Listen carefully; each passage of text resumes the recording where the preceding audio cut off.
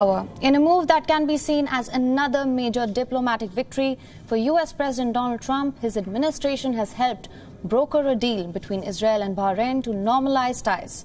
Trump announced the agreement on the 19th anniversary of 9/11 terror attacks.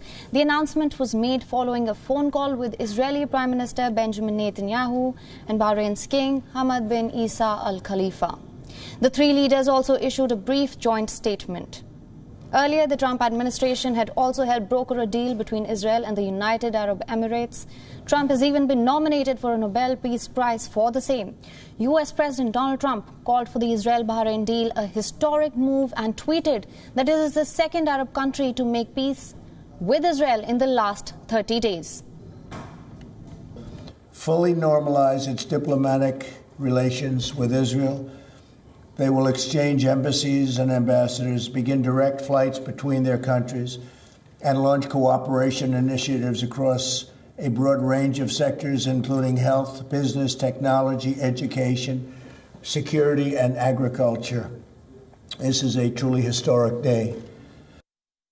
The future can be filled with hope and does not need to be predetermined by conflicts of the past.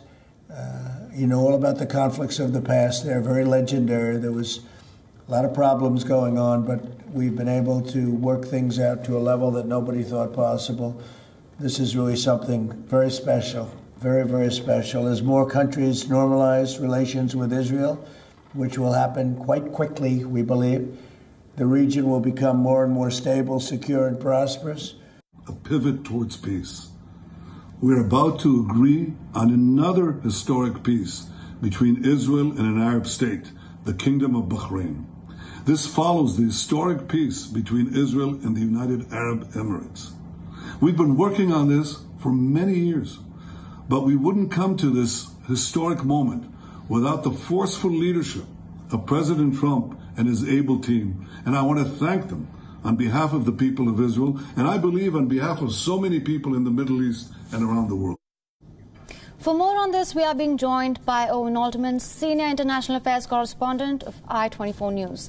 So thank you so much for joining us, Mr. Alterman. I want to ask you, Bahrain is the second Arab country to make peace with Israel in the last 30 days. What does this mean for the countries going forward?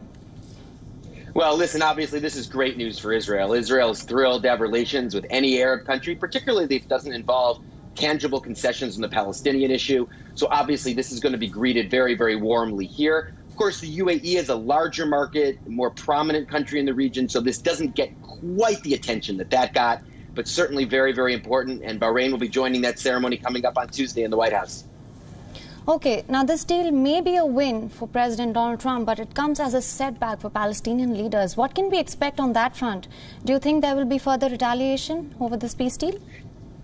Well, the Palestinians have already withdrawn their ambassador, or recalled their ambassador from Bahrain, as you might expect them to do. But the reality is the Palestinians don't seem to have an effective strategy to stop the normalization. Although in the case of Bahrain, as opposed to the case of the UAE, what we've seen since the announcement is significant public opposition to this. And the Palestinians, and for that matter, the Iranians, for separate reasons, may be able to use that as a way of blocking the normalization, whether at the official level or at the more grassroots level. All right. And in the joint statement, both parties said that they will continue efforts to achieve a just, comprehensive and enduring resolution to the Israeli-Palestinian conflict. How do you think that is going to pan out? Well, listen, there are two schools of thought. There's what the Palestinians are saying and many of their supporters, which is that normalization actually gets in the way of a solution to the Israeli-Palestinian conflict. And why? Because it takes away the incentive for Israel to make concessions. The whole idea was that Israel wouldn't get normalization with the Arab world until it made concessions to the Palestinians. So if Israel's already getting the prize, why should it pay the price? That's one argument. The other argument, and I think this should get more attention, is that normalization is going to give these countries, particularly the UAE and also Bahrain, real influence over Israeli policymaking and over the Israeli public and Israeli public opinion. Once tourism starts, once economic connections start, these countries would have the capacity to really go to the Israeli government, to the Israeli public, and to the Israeli business establishment and say, we want to see concessions toward the Palestinians. As part of our developing relationship, it makes it easier for us to have our relationship with you, and that relationship's important. You're already seeing the fruits. And as normalization develops, there could actually be more of an incentive for Israel to make concessions toward the Palestinians. Those are the two schools of thought, and it's going to be very, very interesting in the months and years to come to see which school wins out. All right, on that note, just for more clarity on this, some are even of the view that Bahrain's decision to normalize relations with Israel presents grave harm to the Palestinian cause. How do you assess that statement? Well, again, I think that the argument is that because Israel's already getting the prize of normalization, Israel doesn't have much of an incentive to make concessions to the Palestinians. And listen, that may well be true. But on the other hand, there is this other argument that normalization and the importance of the ties between Israel and the UAE and Bahrain and whichever other countries might normalize down the line means that those countries suddenly have a kind of leverage in Israel that they wouldn't have had otherwise. And that could actually be a motivator and an incentive for Israel to make those concessions to the Palestinians.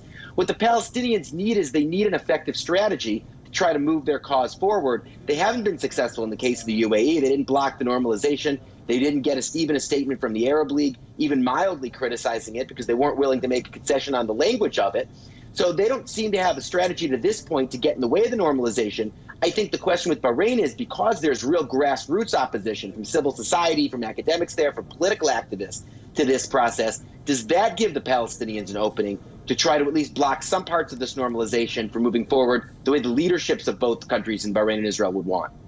All right, Mr. Altman, thank you so much for joining us with all those inputs. We will definitely keep tracking.